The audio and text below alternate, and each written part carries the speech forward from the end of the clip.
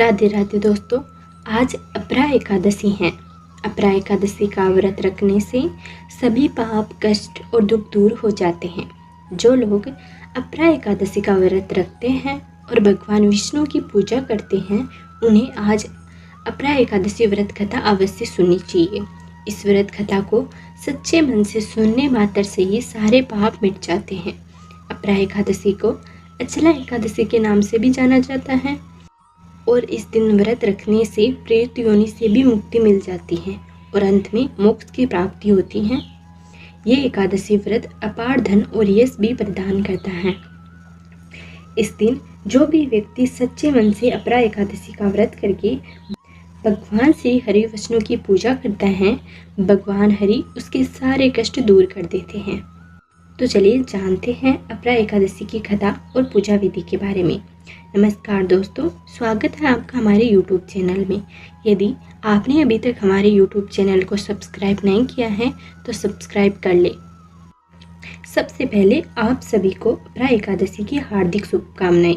भगवान हरि आप सभी की सारी मनोकामनाएं पूरी करें। तो चलिए सबसे पहले जानते हैं पूजा विधि के बारे में। अपरा एकादशी पर भगवान विष्णु की पूजा एक दिन पहले दसवीं तिथि की रात को ही शुरू हो जाती है। दसवीं तिथि के दिन सूर्यास्त के बाद भोजन ग्रहण नहीं करना चाहिए। सुबह सूर्योदय से पहले उठे और स्नान जल में गंगा जल मिलाकर स्नान करें। साफ कपड़े पहने और भगवान विष्णु का ध्यान करें। पूर्व दिशा की तरफ भगवान विष्णु की मूर्ति स्थापित करें। इसके बाद दीप प्रज्वलित करें, कलश अर्पित करें। भगवान विष्णु को फल, फूल, पान, सुपारी, नारियल, लौंग आदि अर्पित करें। इस दिन पीले रंग के वस्त्र पहने बहुत शुभ माने जाते हैं। आप भगवान हरि विष्णु को भी पीले रंग के वस्त्र पहना सकते हैं। अपने दाएं हाथ में जल लेकर अपनी मनोकामना का मन में ध्यान कर भगवान विष्णु से प्रार्थना करें। पूरा दिन निराहार रहकर शाम के समय अपरा एकादशी की व्रत कथा सुने और फलाहार करें। शाम के समय भगवान विष्णु की प्रतिमा के सामने एक गाय के घी का दीपक जलाएं। माना जाता है जो लोग एकादशी के दिन व्रत नहीं कर रहे हैं उन्हें उस दिन चावल नहीं खाने चाहिए। एकादशी के दिन विष्णु सहस्त्र नाम का पाठ करने से भगवान विष्णु की विशेष कृपा होती है। तो चलिए अब जानते हैं अपरा एकादशी की व्रत कथा के बारे में।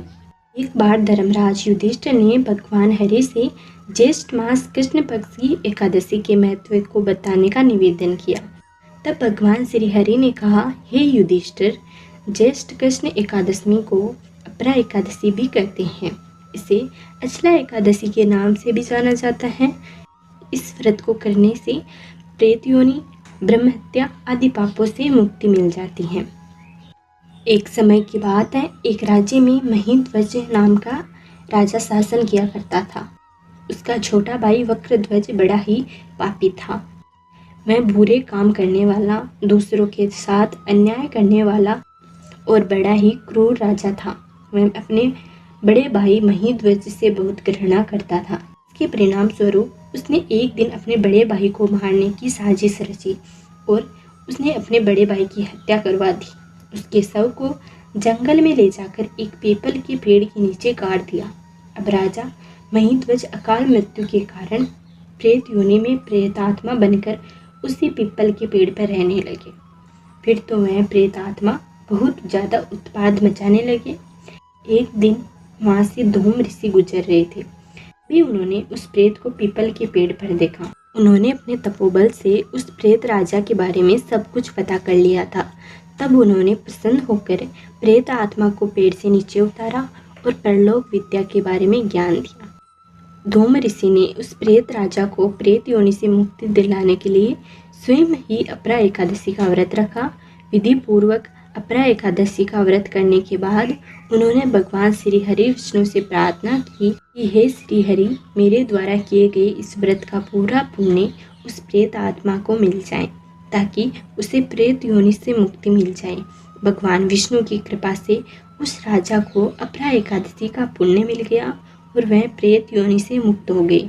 तब राजा ने दिव्य शरीर धारण किया और ऋषि को प्रणाम करते हुए धन्यवाद दिया।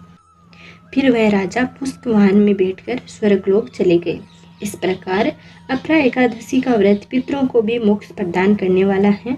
यदि आप चाहते हैं आपके पितर संतुष्ट रहे, सदा आप पर प्रसन्न रहे, तो आज के दिन आप व्रत रखकर अपने द्वारा रखे गए व्रत का सारा पुण्य अपने पितरों को भी प्रदान कर सकते हैं। ऐसा होने पर न केवल पितरों को प्रेत योनि से मुक्ति मिलती है, बल्कि उन्हें अंत में वैकुंठ लोक की भी प्राप्ति हो जाती है। और ऐसे पितरजन सदैव प्रसन्न होकर अपने परिवारजनों पर सदैव आशीर्वाद बनाए रखते हैं। तो ये थी अपरा एकादशी की कथा। उम्मीद करते हैं आपको ज़रूर पसंद आई होगी। अगर आपको ऐसे ही व्रत कथाओं के बारे में जानना है तो हमारे चैनल को सब्सक्राइब कर लें। मिलते हैं अगले वीडियो में, तब तक नमस्कार।